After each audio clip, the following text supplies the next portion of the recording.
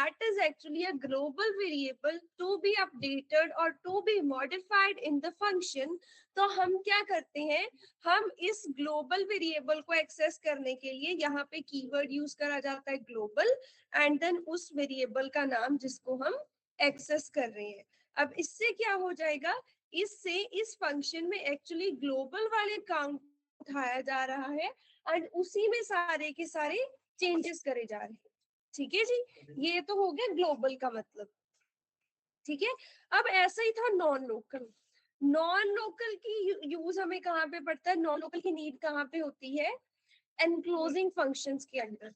ठीक है जी, enclosing functions, nested functions याद है। ठीक है जी, तो अब यहाँ पे सपोज मेरे पास एक ग्लोबल वेरिएबल है, एक आउटर यार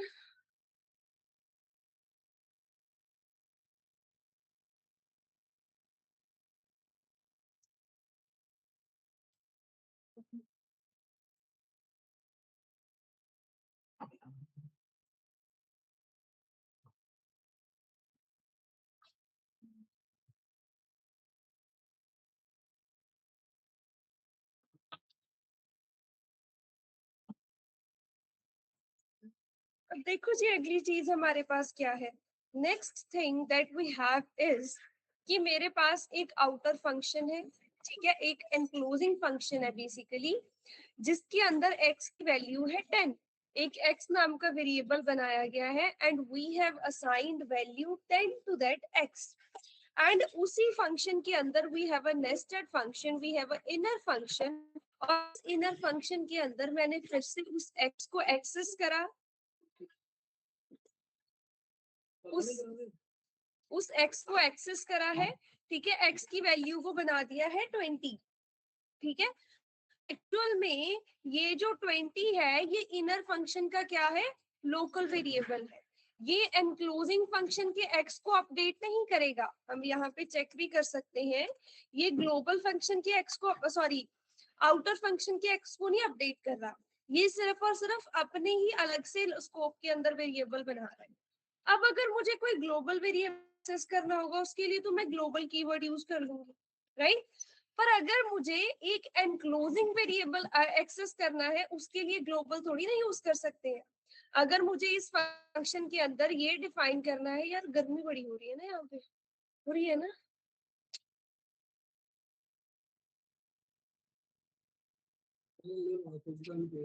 कैसे,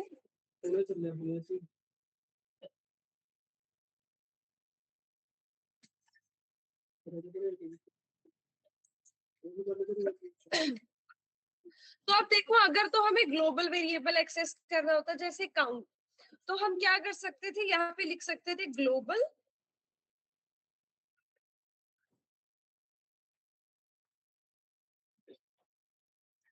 पर हमें तो ग्लोबल थोड़ी ना एक्सेस करना है, हमें तो ये एनक्लोजिंग वाला एक्सेस करना है ना।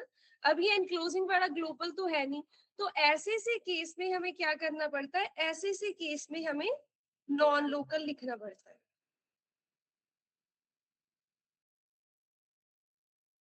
ठीक है जी, तो अब यहाँ पे लिखा जाएगा नॉन लोकल। नॉन लोकल क्या करेगा, नेस्टेड फंक्शंस के केस में अपने स्कोप से, अपने लोकल स्कोप से बाहर निकल के एनक्लोजिंग स्कोप से वेरिएबल को ढूंढेगा और उसको अपडेट या जो भी उसके ऊपर ऑपरेशन परफॉर्म करना हुआ वो करेगा। क्या हो गया, अच्छा मैंने इंडेंटेशन दे दी, स्पेसिंग गलत लगा दी थोड़ी सी।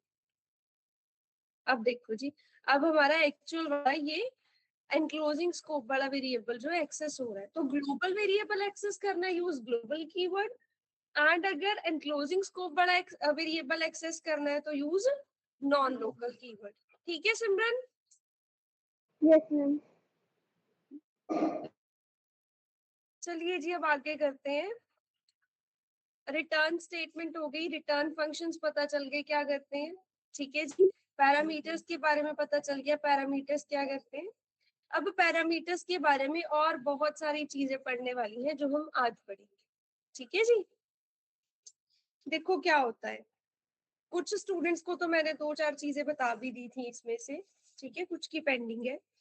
मैंने अब यहाँ पे एक पैरामीटराइज्ड फंक्शन बनाया। एक डिटेल्स नाम का फंक्शन बनाया है जिसमें स्टूडेंट की name, age and course input कराया जाएगा और यहाँ पे उनको प्रिंट कराया जाएगा।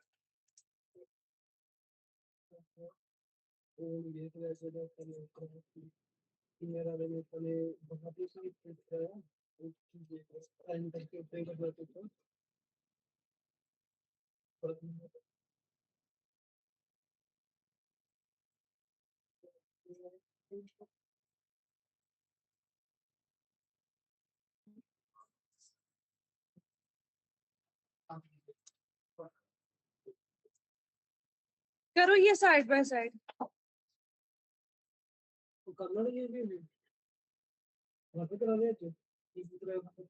ऊपर बड़ा ते कलर इसे हुन नवा शुरू कराया।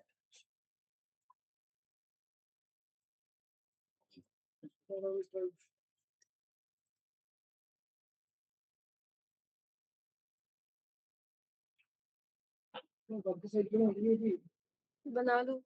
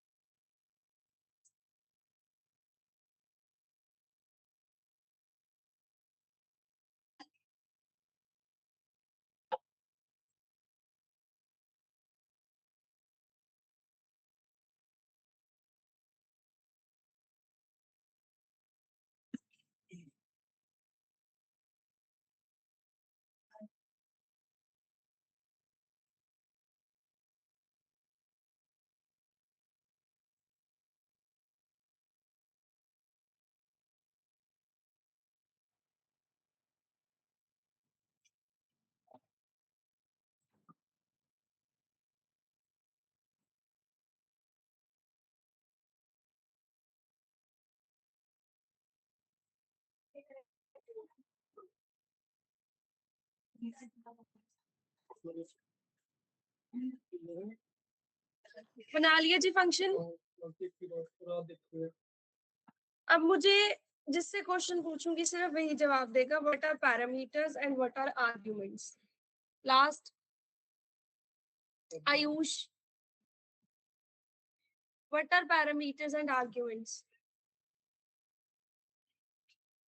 हाँ जी, मैम जो राउंड ब्रैकेट्स के अंदर हम डिफाइन करते हैं उसको पैरामीटर्स बोलते हैं और जो हमारा फंक्शन को कॉल करता है उसको हम आर्गुमेंट्स बोलते हैं। थोड़ा सा गलत है। पुष्पित,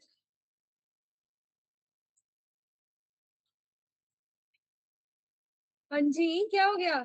हाँ ना, कुछ तो आप तो हैंग ही हो गए उधर ही।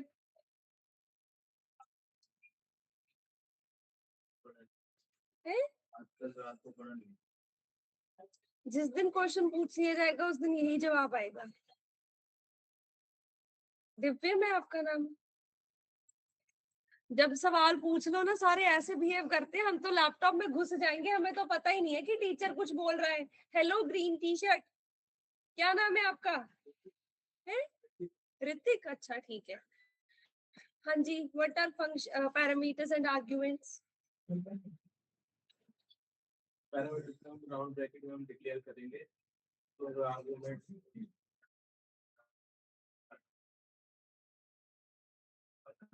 शाबाश, वेरी नाइस। हे भगवान, क्या करे बंदा। अभय, राउंड ब्रैकेट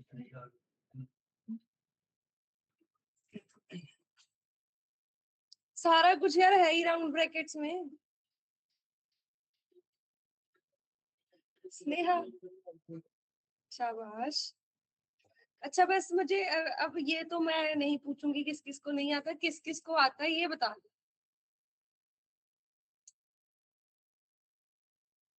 ठीक है, बाकी सब इनको अलग से मैं घर बुला के ट्यूशन देती हूँ क्या? आज वो अच्छे से पढ़ाऊंगी।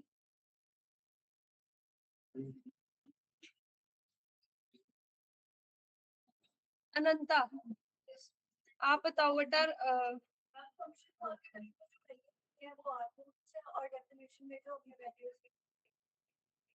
आपको अपनी गलती पता चली, क्या गलती? ठीक है, देखो यहाँ पे ये मैंने कल समझाया था अच्छे से कि जब हम फंक्शन डिफाइन करते हैं, फंक्शन डिफाइन करते वक्त यहाँ पे काइंड ऑफ वेरिएबल्स या प्लेस होल्डर्स रखे जाते हैं, that will be assigned some values while the function will be called, when the function will be called, और इन्हीं को क्या बोला जाता है, इन्हीं को बोला जाता है पैरामीटर्स। ठीक है जी। तो the values or variables that we define in the function definition, that will be receiving some values and will be operating some task, will be performing some task on those values are called parameters. And the values that we actually give, that we actually define while calling the function are called arguments. ठीक है जी। जो function definition के वक्त यहाँ पे चीजें लिख दी गई पैरामीटर्स है, ये पैरामीटर्स वेट कर रहे हैं कि जब फंक्शन को कॉल करा जाएगा तो एक वैल्यू असाइन करी जाएगी और उसी वैल्यू के बेसिस पे हमें सारे ये ऑपरेशंस करने हैं। ठीक है जी। And the actual values that we provide while calling the function को बोला जाता है आर्ग्यूमेंट्स। अब हमारे पैरामीटर्स थे नेम, एज एंड कोर्स। अब हमारे इस फंक्शन का काम क्या था, इसने हेलो करके प्रिंट कराना है नेम, कौन क्या एज है स्टूडेंट की और कौन से कोर्स में उसने एनरोल कराया है। फंक्शन कॉल करते वक्त हमने यहाँ पे ये एक्चुअल वैल्यूज दी है। इसका मतलब जब फंक्शन कॉल होगा, नेम को वैल्यू असाइन हो जाएगी जॉन, एज को 21 एंड कोर्स को डेटा साइंस। देन इन्हीं वैल्यूज को यहाँ पे क्या करा जाएगा, यूज करा जाएगा। ठीक है जी। सिमिलरली जब दूसरी बार फंक्शन कॉल होगा, सपोज ये किसी और उसके लिए हो गया, तो इस बार जो है यहाँ पे इन वेरिएबल्स को क्या वैल्यूज दी जाएंगी, अलाइज 20 एंड वेब डेवलपमेंट। समझ आया जी? पढ़ना है इस चीज को घर जाके। और अब मुझे बताओगे कि what are benefits of using parameterised functions. जो हम एक नॉर्मल फंक्शन बना रहे थे उस जिसमें कोई भी पैरामीटर नहीं था, उससे कैसे बेटर है ये पैरामीटराइज्ड फंक्शंस? अब आपसे मैंने पूछा जिससे पूछूंगी वो बताएगा। Tanisha, why do we use parameterised functions? अच्छा पहले तो मुझे ये सारे लोग ये बताओ कि कल मैंने क्लास में ये चीज बताई थी या नहीं बताई, बताई थी या नहीं बताई थी? कल तो चलो 2 बजे वालों को तो कल मैंने रिटर्न कराया था, पर जिस दिन आपको पैरामीटर्स कराए थे परसों की क्लास में तो बताई थी ये चीज की नहीं बताई थी कि पैरामीटर्स फंक्शंस का फायदा क्या होता है? क्या फायदा होता है महक? फंक्शन वैल्यूज हम कॉल टाइम पास कर सकते हैं, तो वैल्यू का फंक्शन भी यूज कर सकते हैं। बिल्कुल जी। नॉर्मली जब एक फंक्शन बनाया जाता है, जैसे मैंने यहाँ पे यही अगर डिटेल्स नाम का फंक्शन बनाया होता, ये फंक्शन क्या कर सकता था, इसके अंदर जो वैल्यूज है वो हमें फिक्स करनी पड़ती कि यहाँ पे ये कुछ ये वैल्यूज प्रिंट करा रहा है।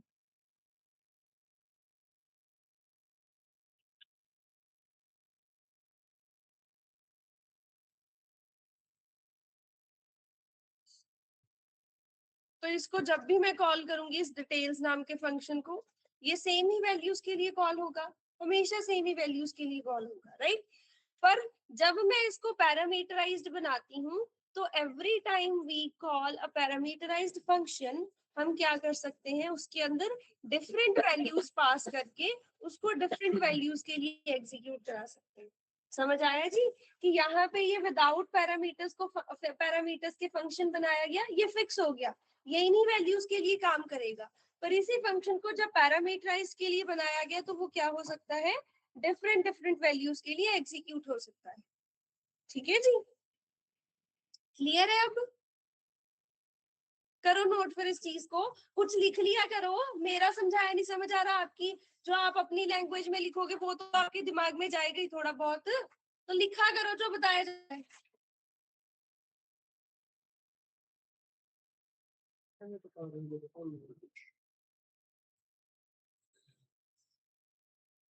आज वैसे भी मैं कपिल सर कहते करो ठंडे हो गया सुबह ना, सुबह यहाँ पे क्या हुआ कि कुछ एसी उसी चल रहे हैं, वाईफाई नहीं चल रहा है और कुछ लाइट्स नहीं चल रही है। तो मैंने मैम को बोला कि यार मेरी तो 10 बजे क्लास है, वाईफाई नहीं चलेगा, मेरे तो स्टूडेंट्स बहुत ऑनलाइन आएंगे। तो मैडम ने क्या करा, प्रियंका मैम आई थी, उन्होंने चरणजीत मैम को कॉल कर दी कि मैडम वाईफाई नहीं चल रहा है। अब वाईफाई वगैरह तो सारे सूरज भैया ने देखने हैं। सूरज भैया ने आके बोला, कहते वेट कर लेनी चाहिए ना, लाइट नहीं है तो ऑब्वियसली वाईफाई नहीं चलेगी। मैं कहा इतना सेंस तो हमारे में भी है कि लाइट नहीं है वाईफाई नहीं चलेंगे। प्रॉब्लम ये थी कि कुछ चीजें चल रही थी, कुछ नहीं चल रही थी, इस वजह से कॉल करी गई थी कि ये प्रॉब्लम क्या है। और प्रॉब्लम सिर्फ इतनी थी कि इन्वर्टर बंद किया हुआ था, तो जो पार्ट इन्वर्टर पे थे वो सारे बंद थे। तो मैं सूरज भैया से सुबह सुबह लड़ पड़ी, तो कपिल सर बोलते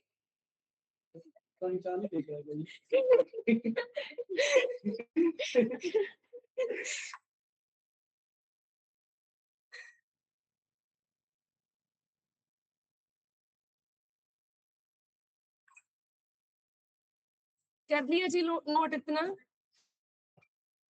ठीक है जी।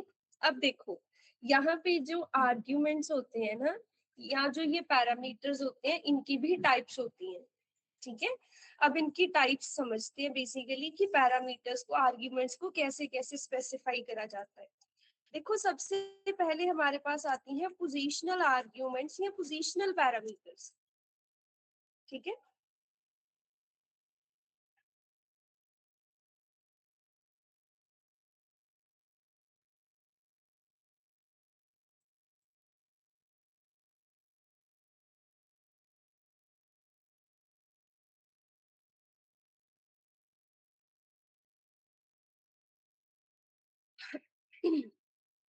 देखो जी, एक मैंने फंक्शन बनाया है, ये फंक्शन किसी को ऐसा तो नहीं लग रहा कि समझ नहीं आ रहा क्या करा गया यहाँ पे?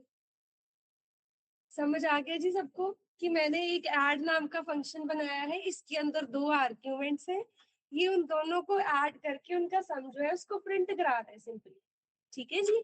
और यहाँ पे मैंने जब इस फंक्शन को कॉल करा है, जब भी देखो एक पैरामीटराइज्ड फंक्शन को कॉल करा जाता है, जितने नंबर ऑफ पैरामीटर्स हमने डिफाइन करे होते हैं, हमें उतने ही नंबर ऑफ आर्ग्यूमेंट्स उसको प्रोवाइड करने पड़ते हैं, राइट, ठीक है जी। तो मैंने यहाँ पे देखो दो आर्ग्यूमेंट्स दिए थे, अगर मैं एक आर्ग्यूमेंट के साथ इसको रन करने का ट्राई करूंगी ना, तो मिसिंग रिक्वायर्ड पोजिशनल आर्ग्यूमेंट आएगा। अब देखो पोजीशनल आर्ग्यूमेंट का क्या मतलब है कि यहाँ पे जिस स्पेसिफिक सीक्वेंस में वेरिएबल्स बनाए गए हैं, पैरामीटर्स बनाए गए हैं, जब हम आर्ग्यूमेंट स्पेसिफाई करेंगे, पहले वाली जो आर्ग्यूमेंट है वो पहले पैरामीटर को असाइन हो जाएगी, दूसरे वाली आर्ग्यूमेंट दूसरे पैरामीटर को असाइन हो जाएगी। एंड बाय डिफॉल्ट जो हम आर्ग्यूमेंट्स यहाँ पे स्पेसिफाई करते हैं वो हमारे पास होती हैं पोजीशनल आर्ग्यूमेंट्स, ठीक है जी। बहुत सिंपल मीनिंग है कि जो हमने पहली वैल्यू असाइन करी है वो पहले वेरिएबल को होगी, मतलब यहाँ पे फंक्शन कॉल करते वक्त यहाँ पे मैंने ये 10 लिखा है, it means we are providing that value 10 to a and we are providing that value 20 to b. ये होता है पोजीशनल आर्ग्यूमेंट कि अगर मेरे पास एक सीक्वेंस में पैरामीटर्स लिखे गए हैं, जब फंक्शन कॉल करते वक्त सीक्वेंस में वैल्यूज दी जाएंगी, पहली value will be assigned to first variable, second value will be assigned to second parameter, third value will be assigned to third parameter. ये है हमारे पास पोजीशनल आर्ग्यूमेंट्स, ठीक है जी। सिंपल है, तो कॉमन सी चीज है, ये तो समझाने की भी बात नहीं थी। देखो यहाँ पे हम देख भी सकते हैं, ए को प्रिंट कराया, बी को प्रिंट कराया, तो देखो ए जो है, ए को असाइन करा जा रहा है 10 क्योंकि वो पहले लिखा हुआ है, बी को असाइन करा जा रहा है 20। सिंपल सा मतलब है कि पोजीशनल आर्ग्यूमेंट्स के केस में क्या होता है, यहाँ पे जिस भी पोजीशन पे आपने ये वैल्यू पास करी है वो वही पोजीशन वाले पैरामीटर को असाइन हो जाएगी। दीज आर पोजीशनल आर्ग्यूमेंट्स, ठीक है जी। फिर उसके बाद हमारे पास आते हैं कीवर्ड आर्ग्यूमेंट्स।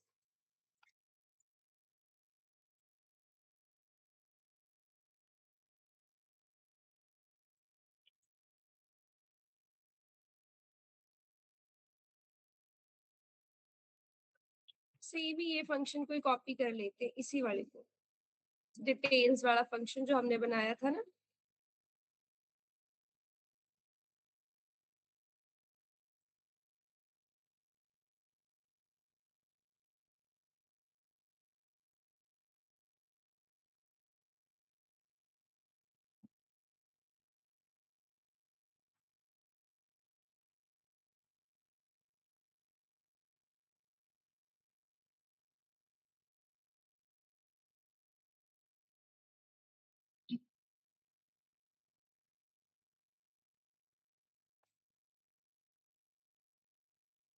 कर लीजिए नोट इतना। अब देखो यहाँ पे अगर तो मैं ऐसे से वैल्यू स्पेसिफाई कर दूंगी,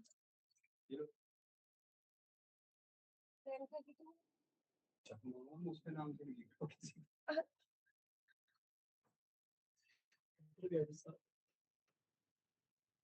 ये तो क्या ही है।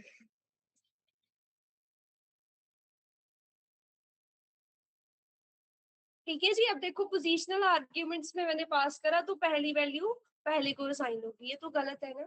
तो देखो हमारे पास एक और भी तरीका होता है कि अगर हमें ऐसा करना है तो हम यहाँ पे क्या कर सकते हैं, पैरामीटर का नाम लिख दो, फिर उसको वैल्यू असाइन कर दो। फिर उसमें सीक्वेंस मैटर नहीं करती है कि आप किस सीक्वेंस में वैल्यूज प्रोवाइड कर रहे हैं।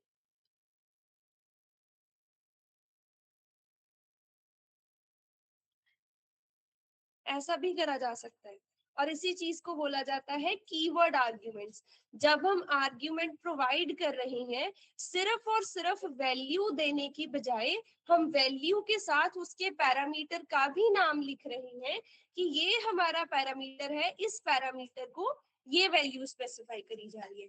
इसका देखो हमें क्या फायदा हो रहा है कि अगर मेरे पास मल्टीपल वैल्यूज भी आ रही है ना, देखो मल्टीपल है, ठीक है, मैं सेम पोजीशन में भी नहीं असाइन कर रही हूँ, मैं किसी भी पोजीशन में किसी भी सीक्वेंस में असाइन कर रही हूँ, देन भी हमारी ये जो वैल्यूज है वो करेक्टली ही पैरामीटर्स को प्रोवाइड करी जा रही है। ठीक है जी, नहीं समझ आया? आ गया? फिर नोट करो।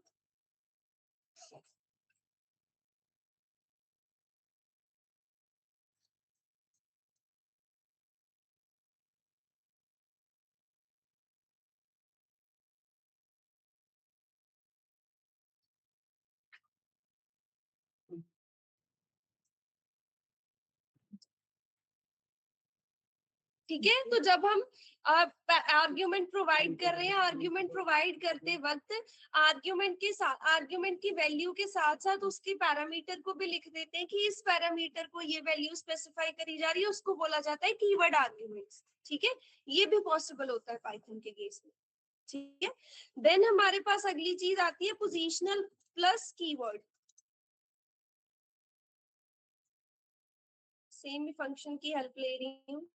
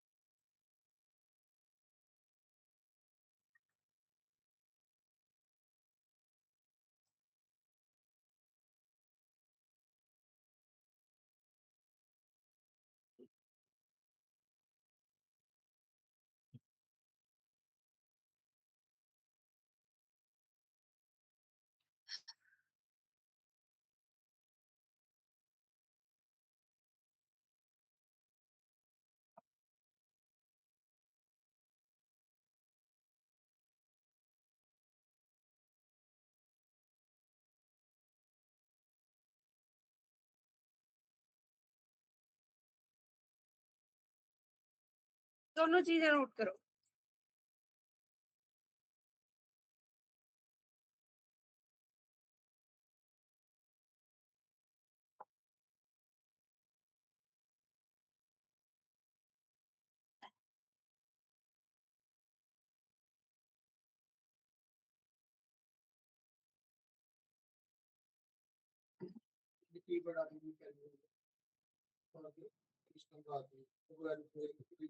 वही तो समझाना है मैंने, तभी तो दोनों तरीकों से लिखा है।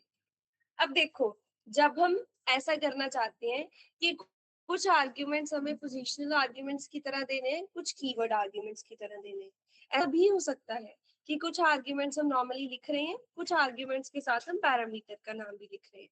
देखो उस केस में एक रूल होता है कि पोजिशनल आर्ग्यूमेंट्स हमेशा आपके पहले आने चाहिए। देखो यहाँ पे पोजिशनल आर्ग्यूमेंट पहले है कि पहले वाली चीज को ये पहला वाला वैल्यू साइन कर दो, एंड जो हमारे कीवर्ड आर्ग्यूमेंट्स है वो बाद में है। अब इतना करेंगे तो ये हमारा सही तरीके से एग्जीक्यूट होगा। बट अगर हम ऐसा कर देंगे कि यहाँ पे ये जो हमारे कीवर्ड आर्ग्यूमेंट है वो पहले लगाए जा रहे हैं, पोजीशनल आर्ग्यूमेंट्स बाद में लगाए जा रहे हैं, ऐसा करना पॉसिबल नहीं होता, ये एरर आ जाएगा। तो जब भी positional plus keyword argument specify करने हैं, we have to follow a particular sequence, और वो सीक्वेंस क्या है? पोजीशनल आर्ग्यूमेंट्स हमेशा पहले आने चाहिए, कीवर्ड आर्ग्यूमेंट्स हमेशा बाद में आने चाहिए। ठीक है जी, सिंटेक्स है यार बस। नहीं मैंने नहीं बनाया, ये तो उस बंदे से पूछना पड़ेगा कि उसने ये क्या सोच के करा था, क्यों करा था। अगर पोजीशनल बाद में किसी की पोजीशन ही मिल जाएगी तो पता कैसे चलेगा? तो उस केस में एरर ही आ जाता है। तो इस वजह से ना हमेशा देखो, अगर हम यहाँ पे ये करते हैं ना, यही बोला है मैंने सिंपल, कि ऐसा ऐसा होता ही नहीं है, ऐसा पॉसिबल ही है। देखो उसने बोला है positional argument follows keyword argument, तो हमेशा हमें पोजीशनल पहले ही देना है, फिर कीवर्ड आर्ग्यूमेंट देना है। मुझे पर कीवर्ड ਵਿਚਾਲੇ ਦੇ ਦਿੱਤਾ ਵੀ ਐ ਜਾਏਗਾ ਵਿਚਾਲੇ कीवर्ड ਤੇ पोजीशनल सारे पहले होने चाहिए या चाहे 2 है चाहे 4 है, कीवर्ड वाले सारे लास्ट च होने चाहिए। ठीक है जी, इतना हो गया। अगली चीज देखो, नेक्स्ट वी हैव पासिंग नहीं parameters when we do not know how many arguments are going to be provided by a function call। देखो, अगर हमें ये ही नहीं पता है कि जब फंक्शन को कॉल करा जाएगा तो यूजर जो है वो कितने नंबर ऑफ आर्ग्यूमेंट्स पास कर सकता है, वो 2 होंगे या 4 होंगे या 10 होंगे या 12 होंगे, अगर ऐसा हमें नहीं पता है। जैसे यूजर ने क्या कराना है, एक हम सिंपल सा वेरी सिंपल फंक्शन बना रहे हैं कि जितनी सपोज किसी शॉप की या किसी की भी टोटल सेल हुई है ना, वो टोटल सेल अमाउंट एंटर करेगा एक फंक्शन के अंदर और हमें टोटल रिटर्न कराना है। ठीक है जी, वो टोटल सेल एंटर कराएगा, हमें उसको क्या कराना है, टोटल को रिटर्न कराना है। बेसिकली हमें ये नहीं पता कि ये जो फंक्शन के अंदर आर्ग्यूमेंट्स आने वाले हैं वो कितने आर्ग्यूमेंट्स होंगे, वो 2 होंगे, 4 होंगे, 5 होंगे, 10 होंगे, कितने होंगे। ठीक है जी, तो उस केस में देखो हमारे पास ना एक कीवर्ड आता है आर्ग्स, दैट इज बेसिकली कि unknown number of arguments are going to be passed in this function args keyword हो गया ना unknown number of arguments से ही बना है args, arguments।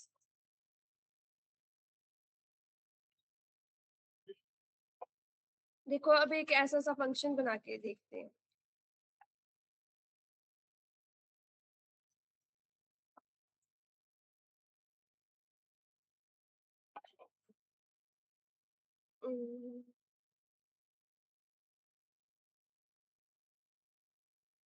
एक मिनट यार, ये तो मैं थोड़ा सा भूल गई।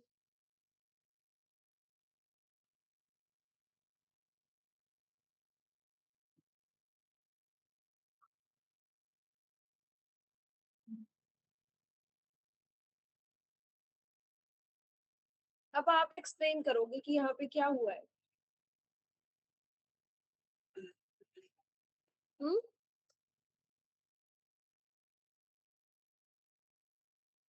क्या कॉन्सेप्ट यूज हुआ है यहाँ पे। तो वो अनसाइड टेबल नंबर यार था कि चार लगा के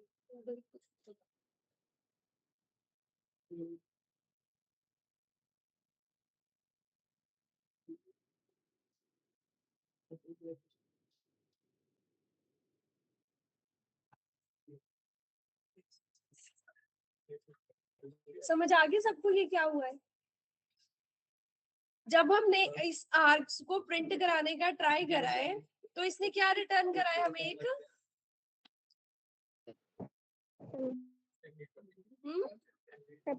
extended tuple. Very good, extended unpacking जो हमने करी थी ना टपल के अंदर, वैसा सा ही इधर हुआ है।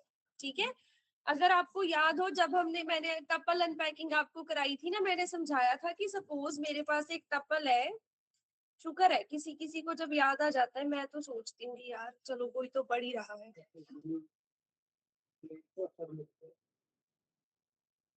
मेरे बोलने का कोई तो फायदा हो ही रहा है। क्या पता पहले पढ़ा। नहीं पढ़ा है, उस महक ने चाहे करा होगा, इसने नहीं पढ़ा। आपने नहीं करा ना पहले? करा हुआ ये टपल पैकिंग, अनपैकिंग, ये सारे कॉन्सेप्ट करे हुए हैं पहले? अब से पहले पाइथन करी हुई है आपने? मतलब अब जब आप यहाँ पे पाइथन सीख रहे हो, ये पहली बार ये सारी चीजें पहली बार ही सीख रहा है। पहले करा हुआ का मतलब ये है कि क्लास में पहले करा हुआ है, इसी क्लास में।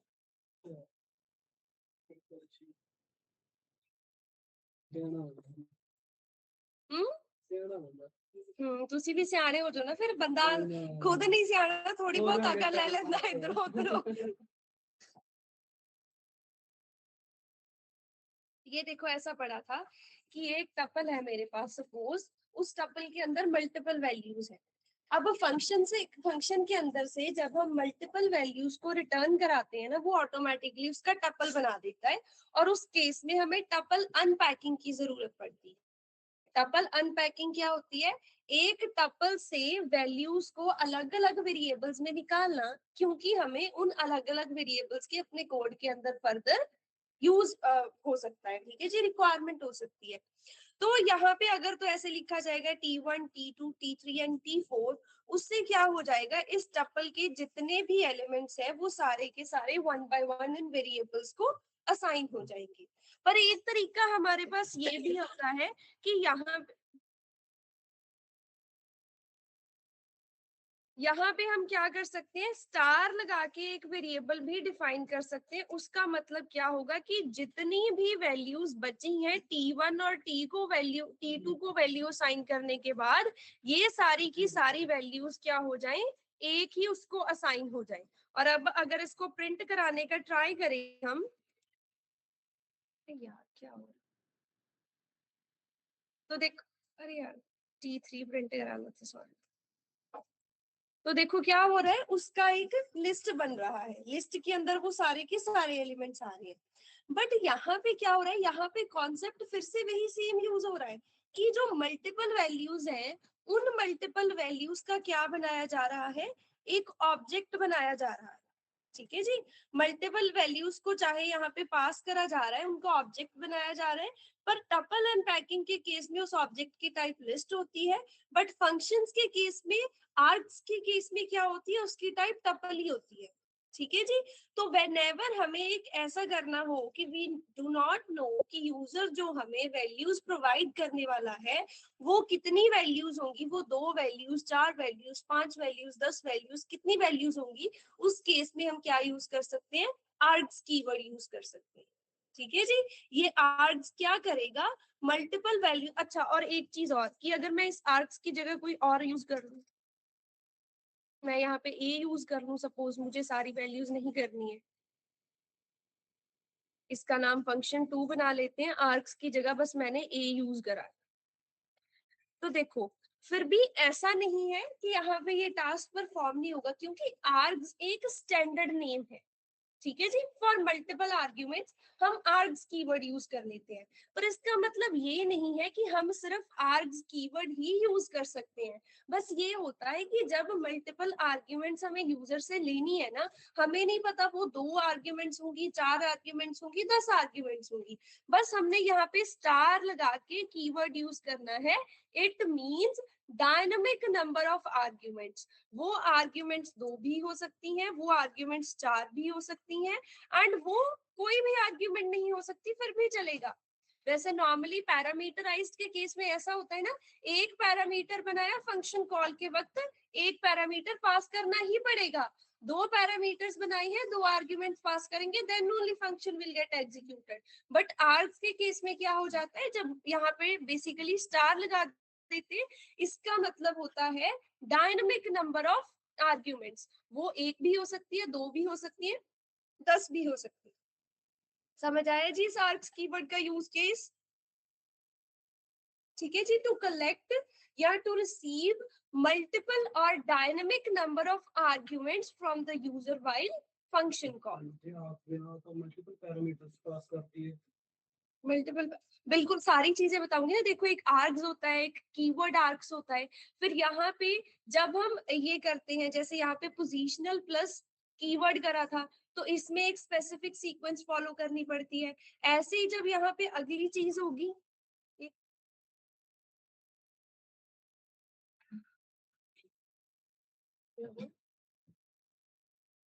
हाँ जी,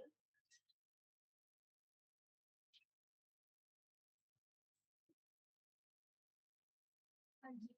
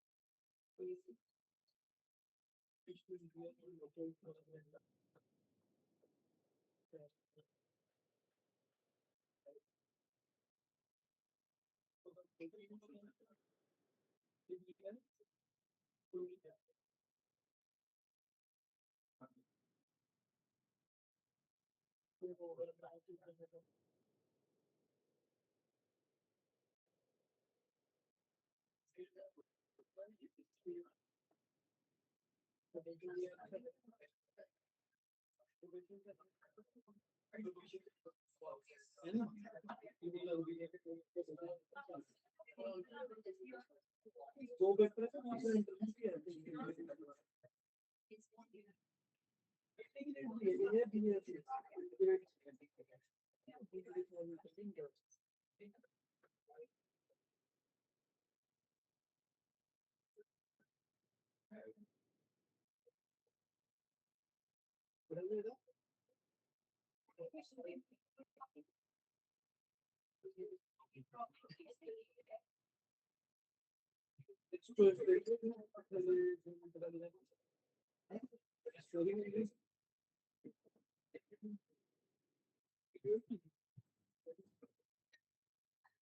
चलिए जी आगे देखते हैं।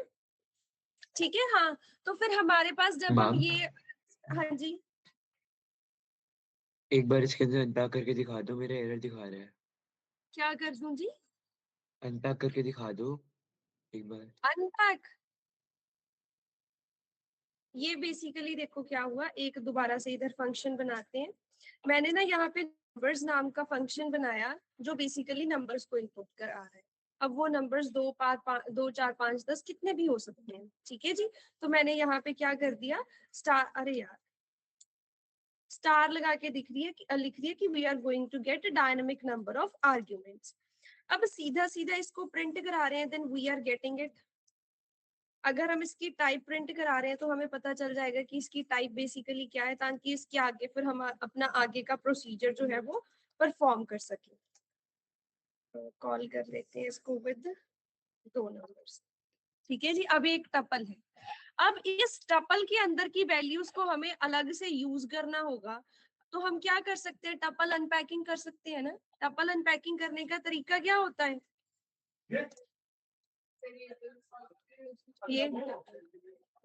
ये वेरिएबल्स लिख देने, इक्वल्स टू लगा के टपल का नाम लिख देना है।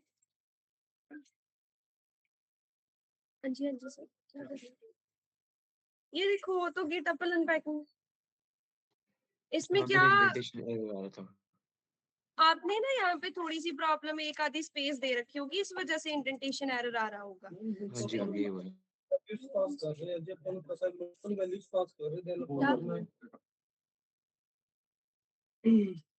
हाँ जी, दो स्टेप अपन हमें पता है, पर दो वैल्यूज पास करते हैं, जब अपन पता मल्टीपल वैल्यूज पास करते हैं, देन अपन टोटल अनपैकिंग करनी है।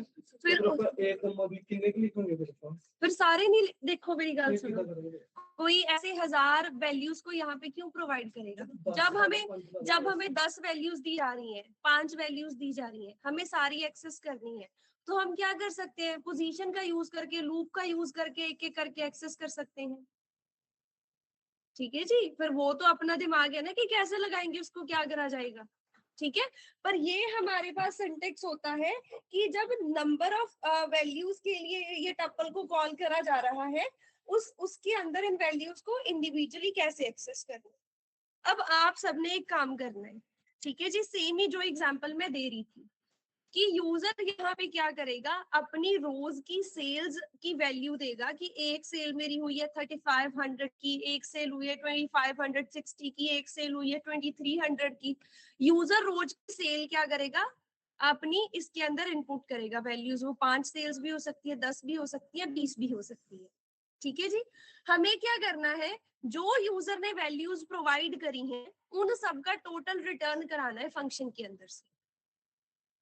हम फंक्शन को वैल्यूज प्रोवाइड करेंगे, सेल वैल्यू, कि आज 5 सेल हुई है, उन 5 सेल्स की क्या वैल्यूज थी, 3500, 5500, 62,000, 6500, जो भी है। ठीक है जी। हाँ, सारी की सारी वैल्यूज वो इनपुट करेगा फंक्शन को कॉल करते हैं। फंक्शन के अंदर ही करके देख लो, बाहर करके देख लो, जैसे मर्जी करके देख लो।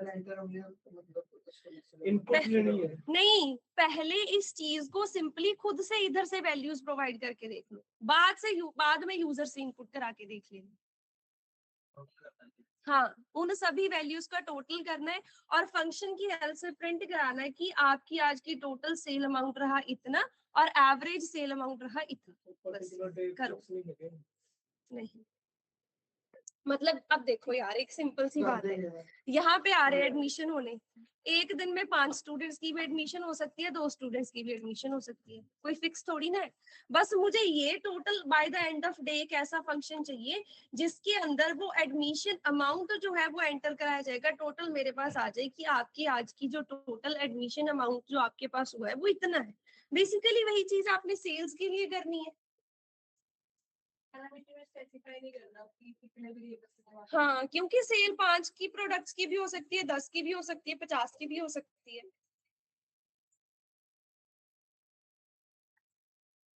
आपस में डिस्कस कर लो यार, एआई से नहीं देखना है, आपस में डिस्कशन कर लो, कोई प्रॉब्लम नहीं है।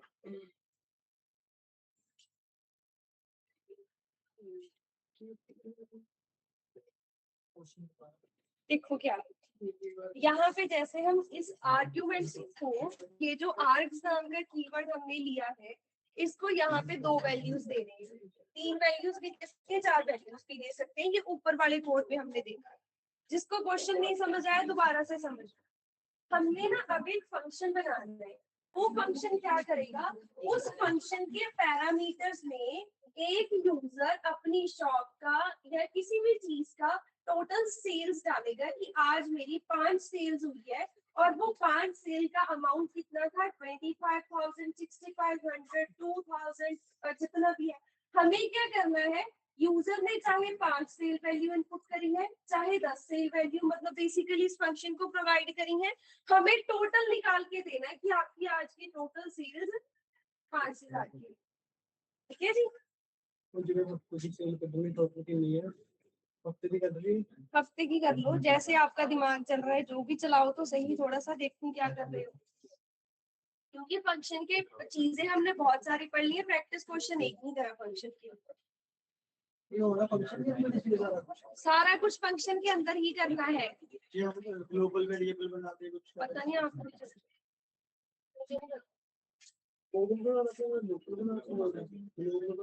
जे बिना फंक्शन ਦੇ करना ਹੁੰਦਾ फिर तो नॉर्मली जो पहले टॉपिक ਕੀਤੇ ਉਹਨਾਂ ਨਾਲ ਹੀ कर लेंगे, मैं फंक्शन ਨਾਲ ही करूंगी। एक्सटेंडेड नंबर में से वैल्यूज को सेपरेट करना पड़ेगा प्लस करने के कि अब आप सोचो कि कौन सा सम कैसे होगा, लिए वो तो इतनी सारी सोचो ना खुद कैसे करना है सम। जितने भी डेटा टाइप्स हमने पढ़े हैं, सारे डेटा टाइप्स के बारे में सोचना है कि किसमें सम करना सबसे बेस्ट रहता है, क्या कन्वर्जन लगेगी पहले। ठीक है, ऑनलाइन वाले भी सेम ही चीज करो।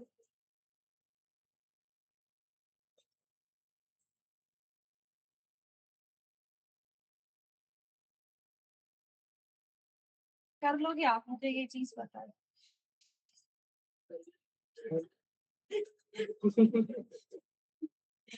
क्या हो गया स्नेहा, नहीं हो पाएगा?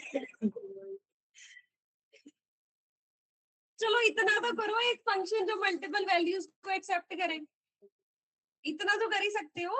ये करा है, सामने पड़ा है, बस नाम नूम अच्छा बना देना फंक्शन का जो सेल्स से रिलेटेड हो।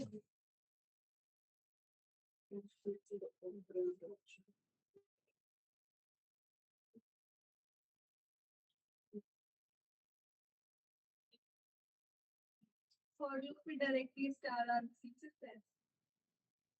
क्यों लिखना स्टार, क्यों लिखना है इसको? एक्सेस आगे हमने करा है, कहीं पे भी स्टार लिखा है? जैसे देखो जब हम टपल अनपैकिंग भी कर रहे होते हैं, इधर टपल अनपैकिंग की एग्जांपल हटा दी शायद मैंने, जैसे T3 करा था आज ही, T3 के आगे स्टार लगाया था टू कलेक्ट मल्टीपल वैल्यूज, पर जब उसको एक्सेस कर रहे थे स्टार तो लगा ही नहीं रहे थे, सीधा T3 लगा रहे थे।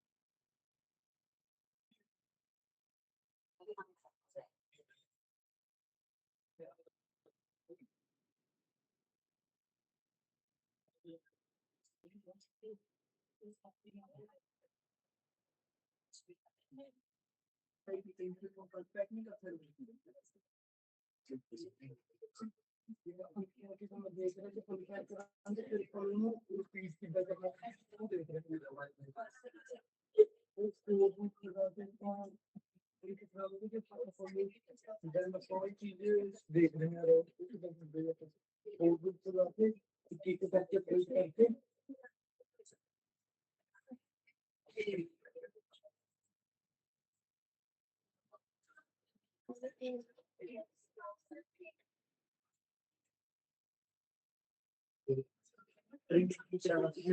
करके एवरेज में टोटल प्रिंट कर दिया हफ्ते की जब ਆਪਾਂ ਸੇਲ ਤੇ ਲਈ ਪਹਿਲੇ ਦਿਨ ਦੀ ਫਿਰ ਉਹਦਾ ਟੋਟਲ ਪ੍ਰਿੰਟ ਕਰਾਉਂਦਾ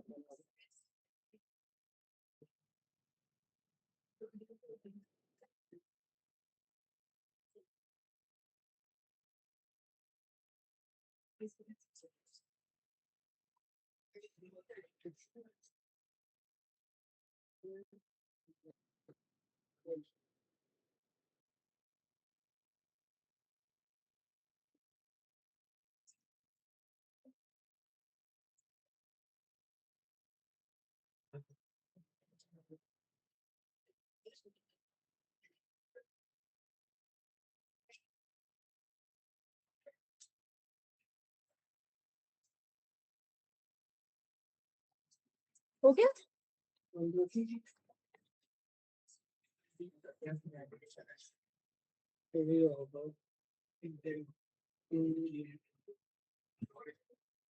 हाँ ये तो आपने ये करा है ना, मुझे इसको ऐसे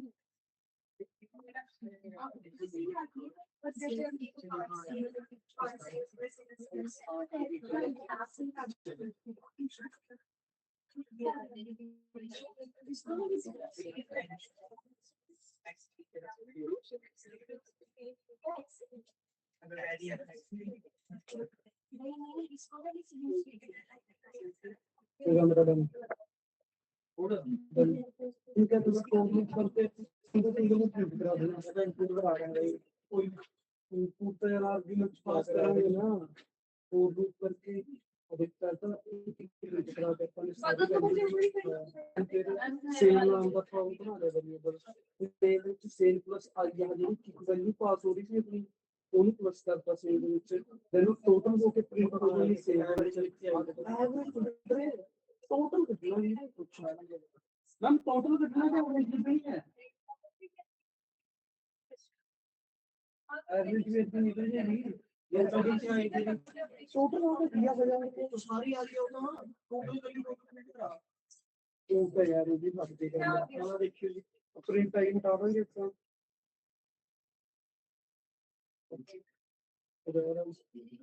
एवरेज एवरेज कैसे पर एवरेज भी कर देंगे तो में तो कोई बड़ी बात नहीं फॉर फंक्शन ਦੇ ਵਿੱਚ ਜ਼ਰੂਰੀ ਹੋਏਗਾ ਇਹ ਫੰਕਸ਼ਨ ਦੇ ਚੱਲ ਰਹੇ ਹਾਂ ਇਹ ਫੰਕਸ਼ਨ ਦੇ ਵਿੱਚ ਇਹਦਾ ਹੋ ਰਿਹਾ ਹੈ ਤਾਂ ਕੋਈ ਟੈਂਪਰੇਚਰ तब देखो मेरी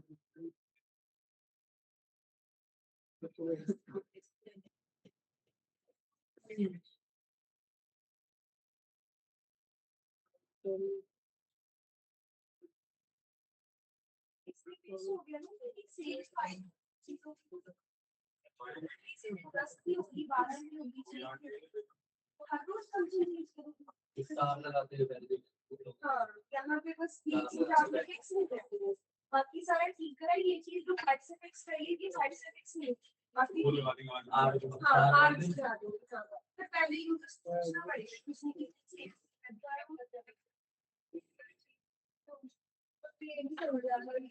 जब मैं यहाँ पे ब्रेनस्टॉर्म करती हूँ तो वो एक नीचे पता नहीं चीज प्रिंट तो फाइनल कराना है एक तरह से रिटर्न भी करके तो पहले एक वाली क्लोज नहीं कर अगर मैं यहाँ पे ऐसे ही सब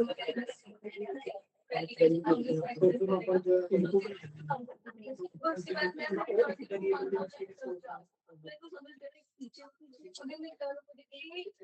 ये अलग-अलग वैल्यूज के स्टोर करना है स्टोर करके लोड की है फोन में क्या है लैपटॉप पे काम कर रहे हैं फोन में तो मैंने कुछ करने को बोला ही नहीं है 1.5-2 घंटे की क्लास होती है सिर्फ 1-2 घंटे कॉलेज वेट कर सकता है अगर हो ना आपकी 8 घंटे की क्लास है उसमें फोन चला रहे कोई दिक्कत नहीं है डन हो गया ओके ठीक है जी आप इसका एवरेज भी निकालो एवरेज से और अच्छे से ऐसे 5,000 10,000 की चाहिए मुझे अच्छी आउटपुट वो यूजर से हाँ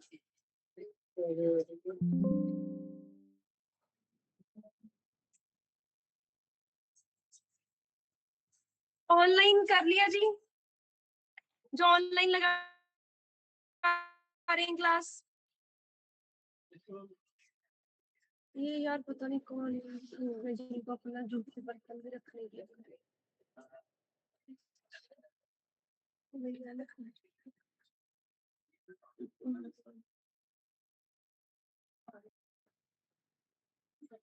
अच्छा इन्हों तो ओके टोटल भी करता है एवरेज भी करता है सिंगल प्रिंट करा के उन्होंने तो वेरिएबल करके साइन करता हूँ ठीक है ना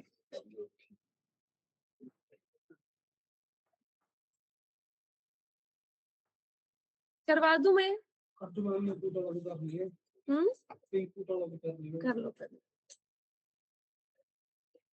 हुआ नहीं क्या हो जाएगा ट्राई करो हो जाएगा क्यों नहीं चल रहा सबने जला लिया आपका भी चल जाएगा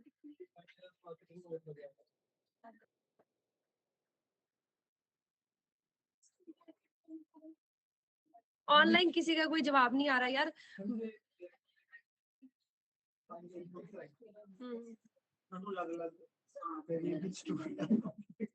अलग अलग से स्टोर का तो करना है कितने यूज करने हो अलग अलग वेरिएबल फिर क्यों कर अलग अलग फिर अनपैकिंग कर लो ना पर वो इंटरव्यू कह रहा है अनपैकिंग नहीं होगी तो उसको कन्वर्ट कर लेना बाद में क्यों नहीं हो इंट में क्या क्या अनपैक करने का ट्राई कर रहे हो पहले तो ये दिखाओ कौन सी अनपैकिंग करनी है ये इनपुट लिए इसकी 5 बार ये चलेगा ये जो मैंने पहली बार इनपुट में कर वो तो पता नहीं क्या कर रहे हो मेरा दिमाग खराब सोचो कुछ गलत कर रहे हो सोचो हाँ जी चला कुछ दिमाग या नहीं अब है होगा कुछ या नहीं वो कर लिया ठीक आ गया आंसर वो तो हो गया मेरा क्या कर रहे हो ठीक है मम्मी तो खा रही है ना मेरी बात सुन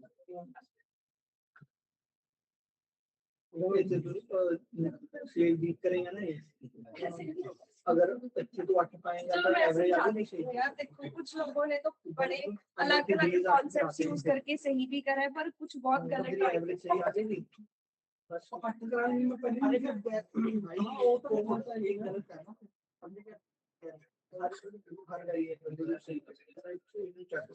ਅਭੀ ਕਰ ਸੋ ਟੀ ਲਾਕੇ ਨੂੰ ਜਾ ਕੇ ਇਹਦਾ ਵੀ ਦੱਸ ਦਿੰਦਾ ਇੱਕ ਹੋਰ ਵੇਰੀਏਬਲ ਅਸਾਈਨ ਕਰ ਦਿੰਦੇ ਆ ਇੱਕ ਹੋਰ ਵੇਰੀਏਬਲ ਜਿੰਨੀ ਵਾਰੀ ਲੂਪ ਚੱਲੇਗਾ ਇਹਨੂੰ ਕਾਊਂਟ ਕਰਨ ਵਾਸਤੇ ਲੂਪ ਤਾਂ ਚੱਲਣਾ ਹੀ ਹੈ ਉਹਦੇ ਵਿੱਚ ਸਟੋਰ ਹੁੰਦੇ ਕਿੰਨੀ ਟੋਟਲ ਨੰਬਰ ਆਫ ਵੈਲਿਊਜ਼ ਉਹਦੇ ਵਿੱਚ ਸਟੋਰ ਹੁੰਦੇ ਨੇ ਤੇ ਆਪਾਂ ਡਿਵਾਈਡਡ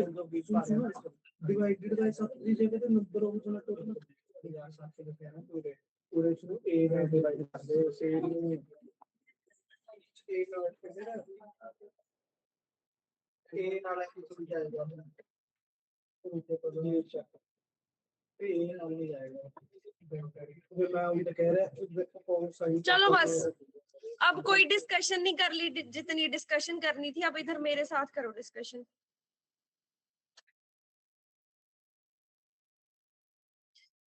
देखो मैंने आपको बोला था कि यहाँ पे हम एक टोटल सेल्स और एवरेज सेल्स निकालने के लिए फंक्शन बनाएंगे, ठीक है जी। अब इसमें देखो क्योंकि जो हमारी सेल हुई है अगर डे वाइज भी चलेंगे या वीक वाइज भी चलेंगे, हमें नहीं पता है कि डे वाइज अगर काम कर रहे हैं तो वो सेल 10 बार हुई है, 5 सेल्स हुई है, 6 सेल्स हुई है, पर दिन की जितनी भी सेल हुई है, जैसे सपोज डे 1 था, डे 1 के टाइम हमारी जो डे 1 में जो सेल हुई है एक 2500 की हो गई, एक 22550 की हो गई, एक 6780 की हो गई, एक 3725 की होगी, एक 4675 की होगी, ठीक है।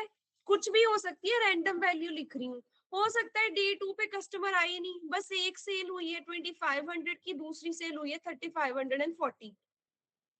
डे 3 पे कस्टमर आए हैं बहुत सारे, आगे 50 सेल होगी, ठीक है जी। तो अब मुझे करना क्या है, मुझे एक ऐसा फंक्शन बनाना है जो फंक्शन यूजर से ये वैल्यूज को गेट करेगा और गेट करके टोटल सेल और average sale of the day हमें रिटर्न करा देगा, ठीक है। तो अब मैं देखो यहाँ पे क्या कर रही हूँ, मैं एक फंक्शन बनाऊंगी सबसे पहले तो, ठीक है जी। एक मैंने फंक्शन बना दिया सेल्स नाम का। देखो इस सेम चीज को करने के हमारे पास बहुत सारे मेथड्स हैं, बहुत सारे, ठीक है। एक चीज हम ऐसे भी कर सकते हैं कि इधर मैंने क्या कर दिया, सबसे पहले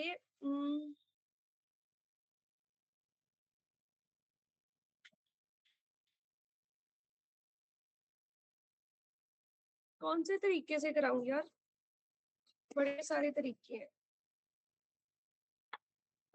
एक मैंने सेल्स नाम का फंक्शन बना दिया। इस चीज को ना हम जितना डायनामिक करना चाहें उतना डायनामिक कर सकते हैं कि सबसे पहले हमें टोटल नंबर ऑफ सेल पूछनी है। देखो अगर मैं पहले जिस बंदे ने ये बिल बनाना है, जिस बंदे ने ये कैलकुलेशन करनी है, उसको मैं पहली चीज ही ये पूछ लूं कि बता आज तेरी टोटल सेल्स हुई कितनी है, 10 सेल हुई है, 15 सेल हुई है, 20 सेल हुई है, तो क्या वो पहले गिनने बैठेगा कि मैं पहले गिन के बताऊं आज की 10 सेल है, आज की 50 सेल है।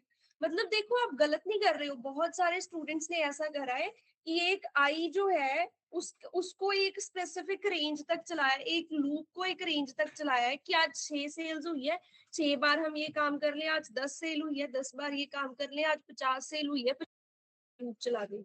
पर अगर किसी की 100-150 सेल हुई है, वो एक एक करके गिनने थोड़ी ना बैठेगा कि आज की मेरी 150 सेल हुई, आज की मेरी 131 सेल हुई, आज की 121 सेल हुई है। फिर तो उसके लिए मैनुअल काम ज्यादा है, जितना हम उसको फंक्शन बना के करके दे रहे हैं उससे ज्यादा, है ना। तो हम ये वाली अप्रोच नहीं फॉलो करेंगे कि हम यूजर से क्या कर रहे हैं, जिनने ये काम करा है उनको समझ आ रहा होगा। देखो मैं ये नहीं बोल रही हूँ कि आपका तरीका गलत है, मैं आप उसको तरीके का ड्रॉबैक बता रही हूँ कि उस तरीके का ड्रॉबैक क्या है, कि हम यूजर से पहले पूछ रहे हैं कि बता कितनी सेल है, फिर उतनी रेंज की लूप लगा के फिर उसके ऊपर कुछ काम करा जा रहा है, ठीक है।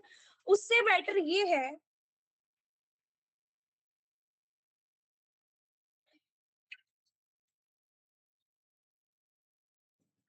मैं यहाँ पे सबसे पहली चीज जो यूजर से पूछ लूं, enter sales amount separated by commas. User sale amount enter कर सकते हैं सेपरेटेड बाय कॉमर्स, राइट। तो यहाँ पे मैं सबसे पहले कोड में यही चीज लिख रही हूँ, amount list is equal to input enter sales amounts separated by commas. अब यूजर यहाँ पे जितनी मर्जी वैल्यूज चाहे उतनी मर्जी वैल्यूज डाल सकता है कि ये मेरे पास टोटल सेल्स जो हुई, ऐसे वो कॉमा कॉमा कॉमा लगा के वैल्यूज डालता जाएगा। ठीक है जी, ये वैल्यूज बहुत सारी हो सकती है। अब मैंने इसको एंटर कराया, अब मुझे ये बताओ कि जब इसको हम एंटर करा रहे हैं कि एक्चुअल में पूरी की पूरी चीज है क्या, क्या चीज है जी ये जो हमने अभी ये यूजर से एंटर कराया, ये चीज क्या है हमारे पास, स्ट्रिंग है। मुझे इसको स्ट्रिंग से पहले टपल बनाना पड़ेगा या लिस्ट बनानी पड़ेगी या कुछ भी काम करना पड़ेगा इसके ऊपर। तो अब अगर इसको मैं टपल से सॉरी स्ट्रिंग से लिस्ट बना लूं, लिस्ट बनाने का तरीका क्या होता है जी, स्प्लिट मेथड। याद है, कराया हुआ है मैंने स्प्लिट मेथड। अब मैं क्या कर रही हूँ, इस अमाउंट लिस्ट को स्प्लिट कर रही हूँ।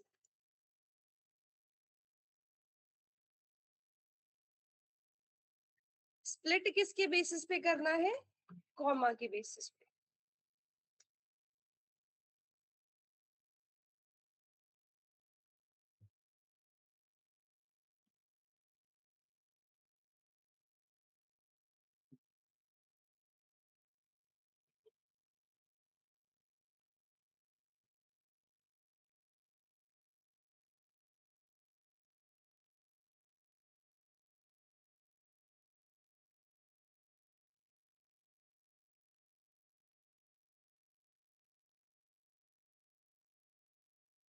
ये देखो जी लिस्ट आ गई,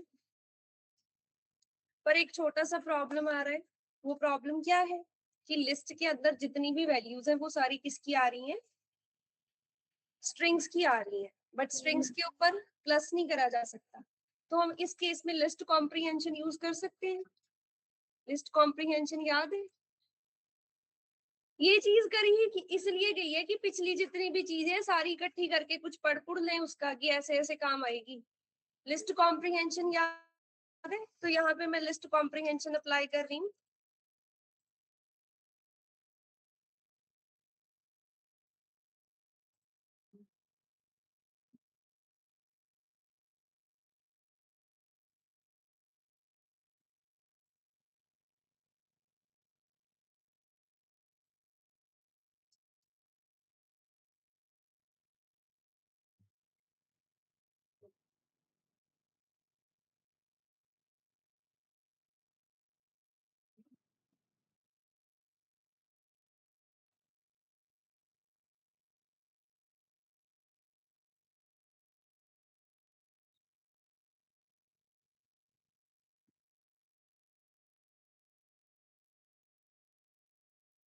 ठीक है सर, इतना सबको।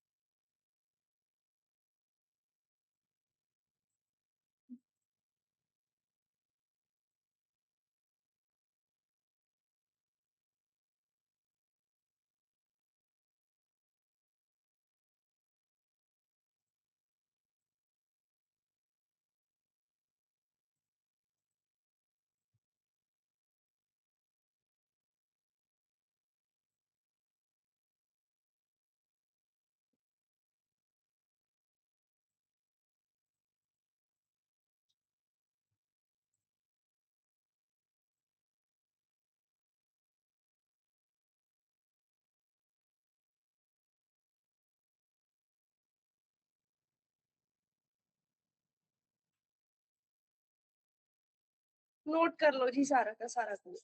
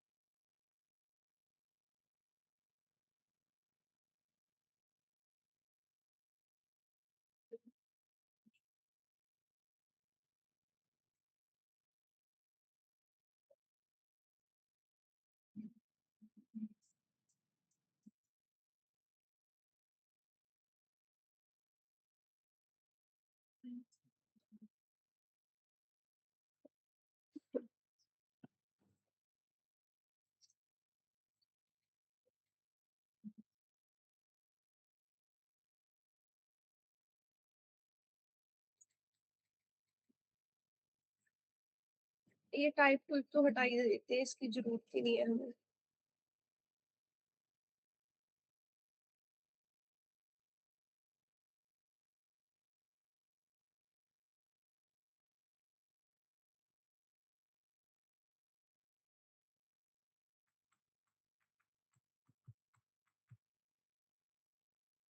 जो क्वेश्चन दिया गया था वो हो गया। अब एग्जैक्टली कि कोई ये श्योरिटी नहीं है कि यूजर 10 सेल डालेगा 50 सेल डाल देगा, जितनी मर्जी सेल की वैल्यूज डाले तो उसको एक्सेप्ट करके बस उसके ऊपर ऑपरेशन परफॉर्म कर देंगे। सही चीजें मेरी या without any question with dynamic वाला केड़ा वाला? डायनेमिक तरीके ना विदाउट इनपुट है बस मतलब जिदा आर्गूमेंट पास करके करते हैं कि वेरिएबल बना के एडिशन करता सी ते उनने जिन्ने एडिशन होई जाएगा ਉਹਦੇ ਨਾਲ डिवाइड हो जाएगा। हाँ हाँ ठीक है ना? Day is equal to day plus 1 करने की जरूरत नहीं है, लेंथ फाइंड कर लो। चल उसके बाहर लेंथ फाइंड कर लो। एक और भी चीज है, मुझे ये कोई बता सकता है कि इधर लूप लगा के ये चीज सबने क्यों करी थी? सबका मैंने देखा ये चीज करी हुई है सबने, पर हमारे पास बिल्ट इन सम मेथड होता है, वो क्यों नहीं यूज करा किसी ने? सम सम के अंदर लिस्ट या टपल पास करते हैं, वो डायरेक्टली हमें सम निकाल के दे देता है, वो नहीं किसी ने भी नहीं यूज करा। याद है ना जब मैंने स्ट्रिंग्स के फिर लिस्ट के टपल्स के बिल्ट इन मेथड्स कराए थे, तो एक सम मेथड कराया था। वो सम मेथड इतना काम हमें बिल्कुल आसानी से करके दे देता है, हमें खुद से कोड लिखने की जरूरत ही नहीं होती।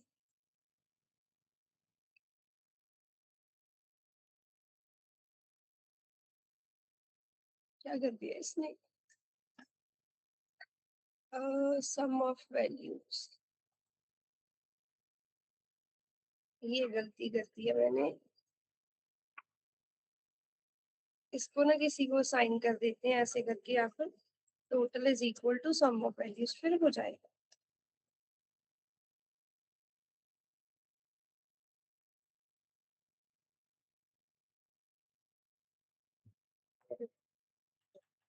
सबने यहाँ पे ये लूप लगा के टोटल फाइंड करने की कोशिश करी थी ना, तो सीधा सम फंक्शन यूज कर लो अगर हमारे पास अवेलेबल है।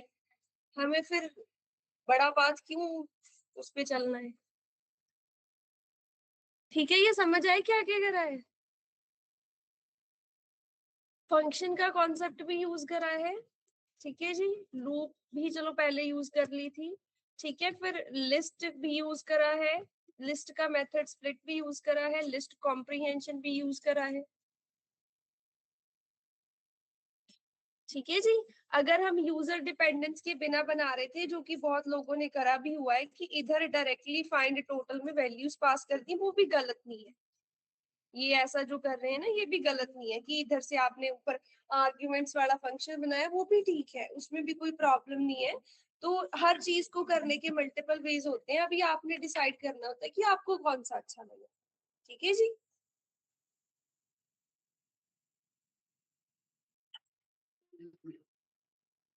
फंक्शन समझ आ गया सबको, क्या करें? बस एक लिस्ट यूजर से इनपुट कराई, सॉरी स्ट्रिंग की इनपुट करा ली, उसको कॉमा के बेसिस पे सेपरेट करके लिस्ट बनाया, उस लिस्ट को यहाँ पे फाइंड टोटल नाम के फंक्शन के अंदर पास कर दिया गया, ठीक है जी। उसका सम निकाल लिया गया, उसकी एवरेज निकाल ली गई, और उन दोनों को चीजों को क्या करा दिया गया, प्रिंट करा दिया गया, दैट्स इट।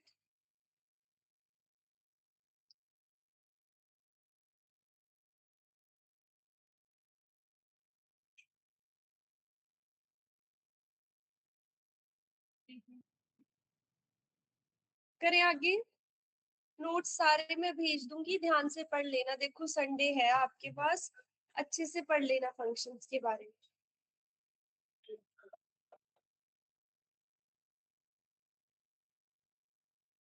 आपका वो हो गया, मैम से बात किया, क्या बोले? 45 डेज में जो आपको सिलेबस भेजा है, क्या आगे कॉन्सेप्ट्स लिखे हैं? कल मैंने जल्दी में देखा नहीं, मुझे दिखाना है एक बार।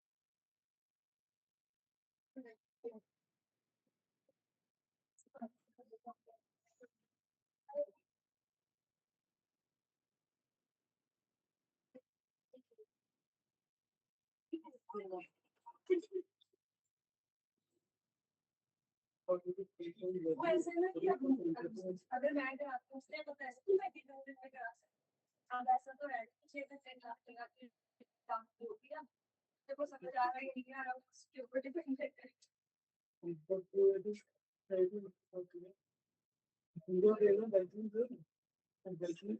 हो गया जी, अगली चीज करें। Next we have keyword arguments. जैसे हमारे पास आर्ग्यूमेंट्स होती हैं जो मल्टीपल वैल्यूज को क्या कर लेते हैं, उनका एक टपल बना लेते हैं, राइट? कि मल्टीपल वैल्यूज, वो 2 वैल्यूज भी हो सकती हैं, 4 वैल्यूज भी हो सकती है, उनका एक आर्ग्यूमेंट बना लिया। ऐसे ही हमारे पास होता है कीवर्ड आर्ग्यूमेंट्स, ऐसा लिखते हैं इसको, KWRs। अब ये देखो KWRs कैसे यूज होता है, सेम ना स्टूडेंट डिटेल्स नाम का फंक्शन बना रहे हैं। अब ये चीज नहीं मुझे पता कि स्टूडेंट मुझे अपनी एक डिटेल प्रोवाइड करेगा, name roll number, 5 details provide कर देगा या 10 डिटेल्स प्रोवाइड कर देगा।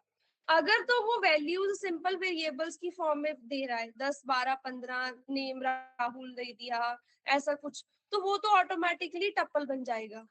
पर अगर ऐसी सी कुछ इंफॉर्मेशन है जो कि एक डिक्शनरी के फॉर्मेट में होनी चाहिए, उस चीज के लिए ये KWRs यूज होता है। अब देखो ये कैसे यूज होगा। अब इसके केस में जब इसको कॉल करा जाएगा ना, हम यहाँ पे कीवर्ड्स एज वेल एज उन कीवर्ड्स की वैल्यूज दोनों चीजें डिफाइन कर सकते हैं।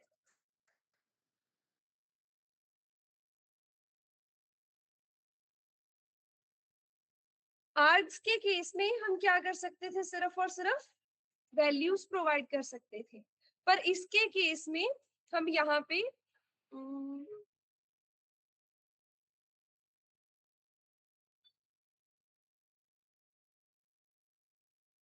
इसके केस में keyword as well as value दोनों चीजें डिफाइन कर सकते हैं और वो क्या कर देगा, उनकी एक डिक्शनरी बना देगा।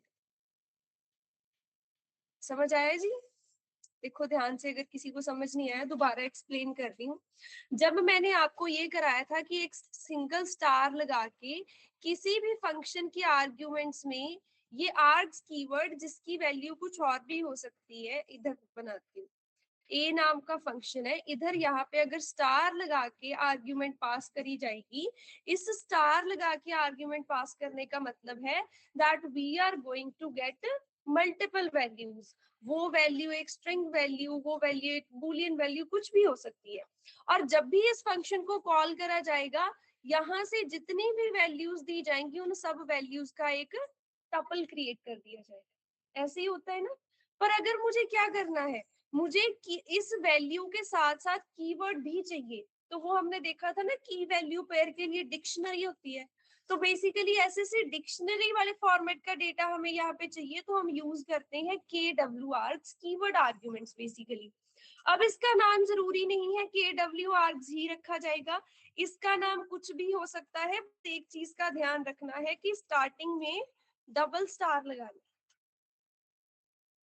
ठीक है जी, डबल स्टार का मतलब होगा KW आर्ग्यूमेंट्स।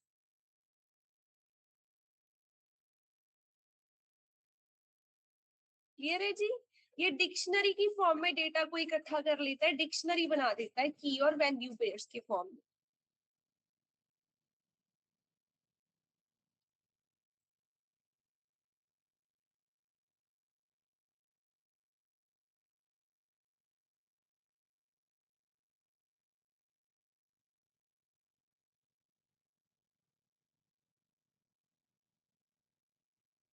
डन है जी इतना? किसी को ना समझ आया हो कोई भी चीज? अब यहाँ से जब ये डिक्शनरी पास करी जाती है, इस डिक्शनरी को भी हम अपने कोड में आके जैसे मर्जी एक्सेस कर सकते हैं, जैसे टपल को एक्सेस करा उसके ऊपर ऑपरेशन परफॉर्म करे, वो सारी चीजें। अब देखो, अब अगर हमें कुछ ऐसा सा यूज वो ऐसी सी रिक्वायरमेंट आ जाए कि मुझे positional arguments as well as keyword arguments as well as args as well as KW args सबकी जरूरत हो जाए, उस केस में जब एक फंक्शन बनाया जाता है ना, यहाँ पे we are going to create a function.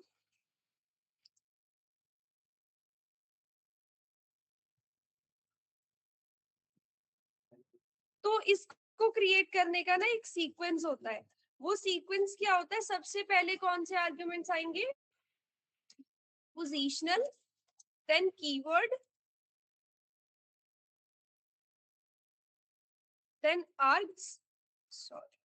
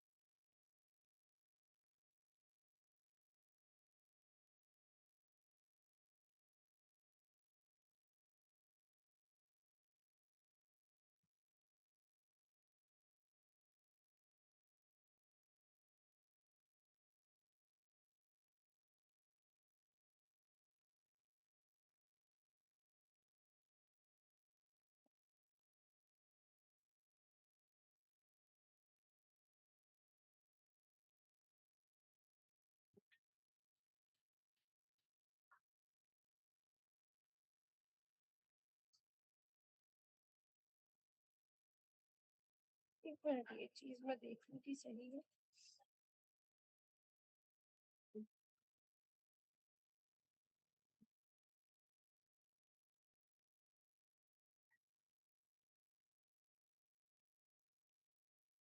Positional arguments follow keyword arguments.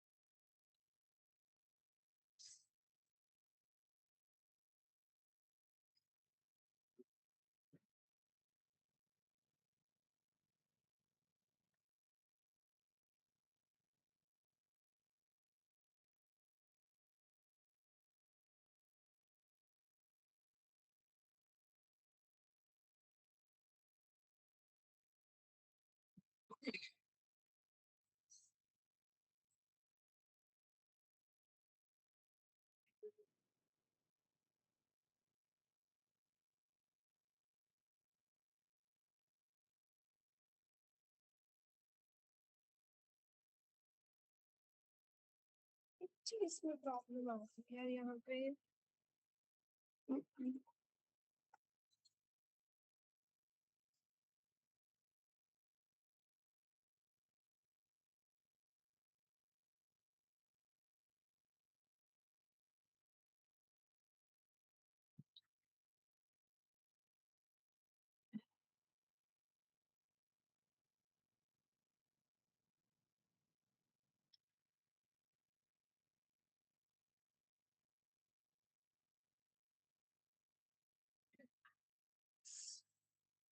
ये क्यों हो रहा है? Marks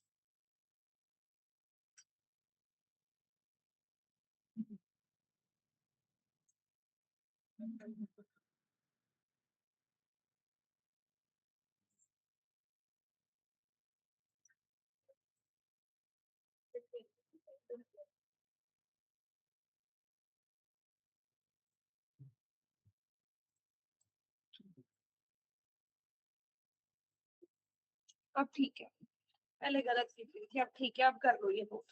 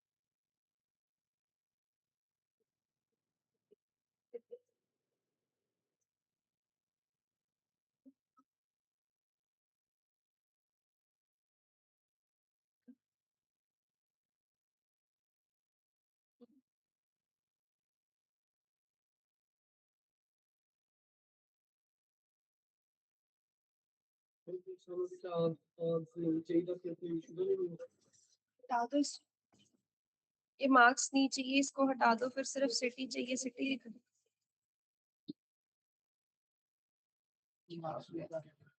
name marks is not, ऐसा हो जाए। देखो जी अब ध्यान से, अरे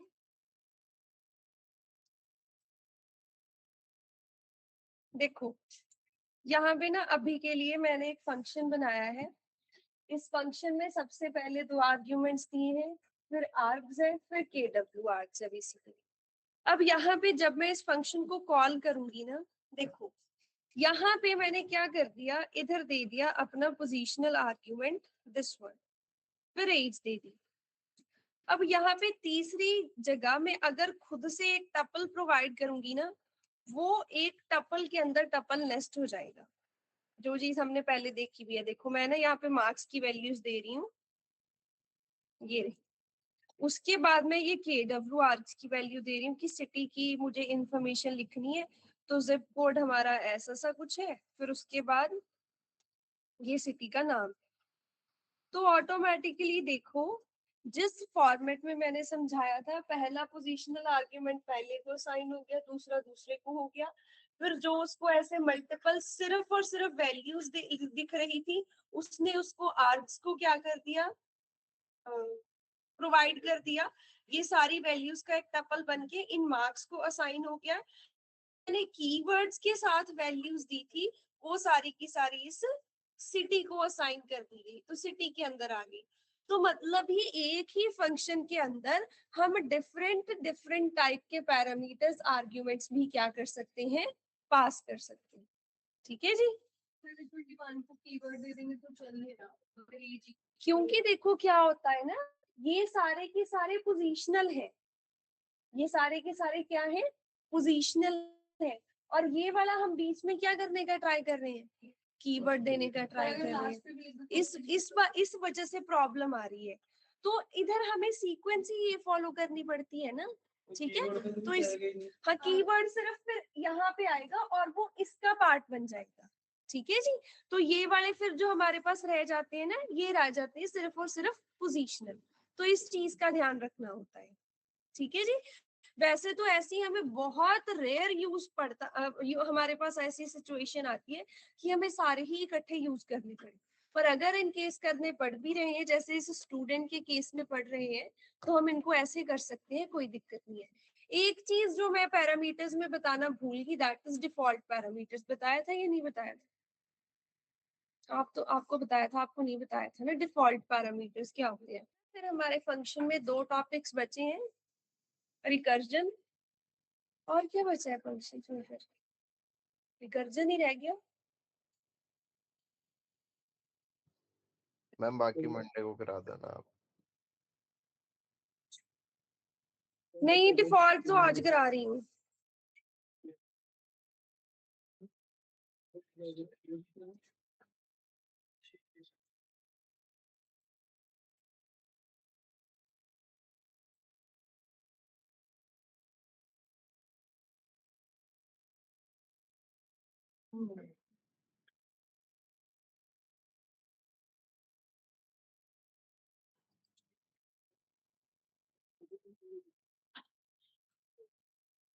करो जी नोट।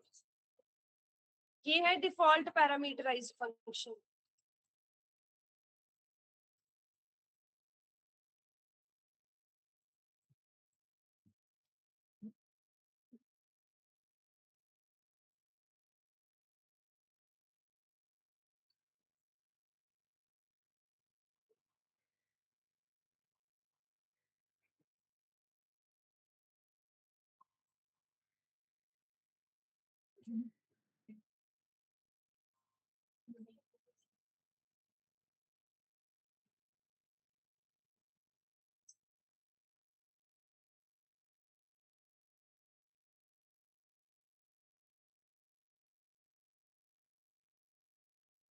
डिफॉल्ट पैरामीटराइज्ड फंक्शन क्या होता है कि पैरामीटर को डिफाइन करते वक्त हम उसको एक वैल्यू दे देते हैं। जब इस डिफॉल्ट पैरामीटराइज्ड फंक्शन को हम कॉल करेंगे, अगर हम उस पैरामीटर को कोई भी आर्गुमेंट नहीं प्रोवाइड कर रहे हैं, तो जो डिफॉल्ट वाली गिवन वैल्यू होगी वो यूज हो जाएगी, और अगर हम आर्गुमेंट स्पेसिफाई कर देते हैं तो डिफॉल्ट वाली ओवरराइट होके जो हम आर्ग्यूमेंट हमने अभी पास करी है वो यूज हो जाएगी। ये होता है डिफॉल्ट पैरामीटराइज्ड फंक्शन। सिंपल है जी, कि फंक्शन के आर्ग्यूमेंट, हम फंक्शन के पैरामीटर को खुद से एक वैल्यू दे रहे हैं। अगर आर्ग्यूमेंट नहीं प्रोवाइड करा, default value will get used, और अगर आर्ग्यूमेंट प्रोवाइड कर दिया, that argument will get used. ठीक है जी, क्लियर है, सिंपल है। अब यहाँ तक जो भी हमने फंक्शंस के बारे में पढ़ा है, ये सारे नोट्स में आज भेज रही हूँ, अभी क्लास खत्म होती सारे भेज रही हूँ। ठीक है जी, तो आपने पढ़ लेना है, थोड़े से क्वेश्चन भी भेजूंगी, ठीक है, थ्योरेटिकल भी। ठीक है जी, तो आप सबने वो चीजों के बारे में पढ़ना है।